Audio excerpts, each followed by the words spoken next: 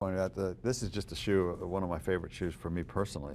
At the age of 78, Phil Knight has finally decided to take a deep breath and to look back.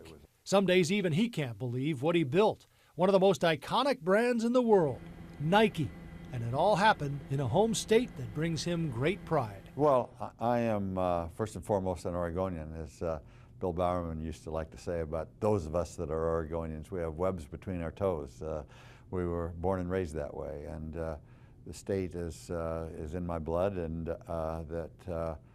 I think that certainly I would be an entirely different person if I was raised in some other state, and I think Nike would be an entirely different company if it grew up in some other state. Bill Bowerman was Knight's legendary track coach at the University of Oregon, and he was obsessed with making better, lighter shoes for his runners. It was a powerful influence that Knight used to write a paper about selling shoes while he was in graduate school at Stanford. There was no logic that shoes, the leading shoe manufacturers in the world should be headquartered in Germany. I mean, both Germany and the United States were high labor, very expensive labor, and shoes are a labor-intensive manufacturing process. So we had that, and then Bowerman was always coming up with better ways to have a shoe, to put properties and weight, take weight out of a shoe that other people didn't really want to listen to. So we had kind of a double-edged approach to make it economical and then make better shoes. Armed with what he called his crazy idea, Knight took a trip around the world in 1963. At the age of 24, he sold his car, borrowed some money from his parents, and went to Hawaii, India, Kenya, Europe, and also Japan, where he met with the makers of Tiger shoes and landed a distribution deal. You go to Japan, they ask for your company name, and you just make one up out of thin air, basically. Sort of, yeah. I had to have something. Blue Ribbon Sports. Wasn't that bad, was it? No, no. Do you think that would happen today? No, of course not. I mean, today the communications, around the world is so good, but in that time, the Pacific Ocean, we now say around Nike says it's now the Pacific River because communications are so good. But at that time it was, way far away, and really until I got the idea that for the trip, I really didn't expect that I would go to Japan or any of the Asian places. So, yeah, today they would just go on the internet and see what Blue Ribbon Sports was. You would have been walking out the door And with it's been a short meeting. With a handshake, Knight and Bowerman were in business.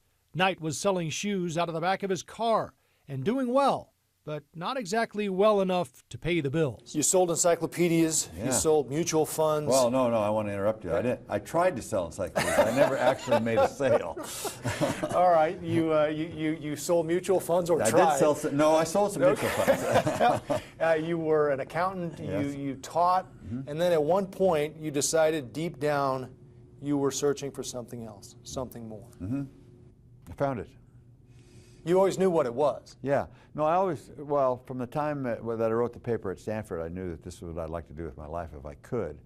I knew the odds were a bit against, and it was going to be hard to make it happen, but I knew if I could, that's what I wanted to do. Knight chronicles his incredible journey in a new memoir where he brings readers along for the perilous ride that ultimately led to a split with Tiger shoes and the birth of Nike. These were lean years. You were doubling sales every year, but From a very low base. but it wasn't enough to support you. No. And I didn't want it to be I wanted we didn't need an administrative staff. We needed salespeople, and that's what we needed. And so, I had another job for the first 6 years of the company, I guess. I think people reading the book would be surprised, looking at what Nike is today, that there was ever a point where you were on shaky ground. But there were several points where you were a day away from going belly up. Yeah. A lot of tentative and scary moments. You wrote a check for $1 million that bounced. And that's when the bank dropped you, right? Yeah. Threatened to bring in the FBI. You owed Nisho $1 million and we're asking for another $1 million. What were you thinking at the time? I was thinking about what life would be like as an accountant again. As we all know now, everything worked out just fine in the end. Nike grew and grew with a culture born and bred with an Oregon attitude, starting with runner Steve Prefontaine. Other endorsements, like the signing of Michael Jordan, took the company to even greater heights.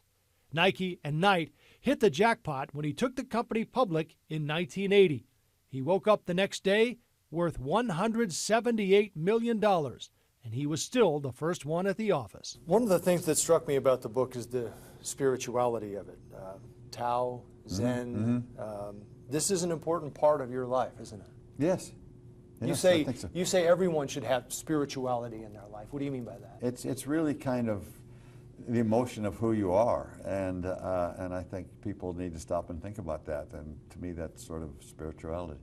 Nike telephones around the world are 6453 because that's Nike on the phone, and that's Steve Prefontaine's best mile time to the 10th of a second is that in backwards. And how does that happen? How does the fact that you never knew what you were going to name any of these things, and when you go around the world, you visit Kobe, you visit Tiger, you visit Jordan, you visit Nike, and it's an eye-opener to me. You think there's a higher power involved? Well, you tell me. I basically do, yes. And he pays it forward every year, giving away hundreds of millions of dollars. $500 million. To cancer research and universities.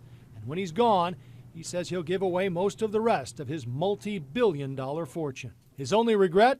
Not being able to go back and do it all over again, because he says it's been a wonderful journey, a lot of fun, and rewarding, not just financially, but emotionally. Phil Knight, husband, father, philanthropist, entrepreneur, international business legend, and now Oregon history maker. It's great that obviously the state of Oregon means a ton to me, and to be called out as a history maker means that I fought a pretty good fight.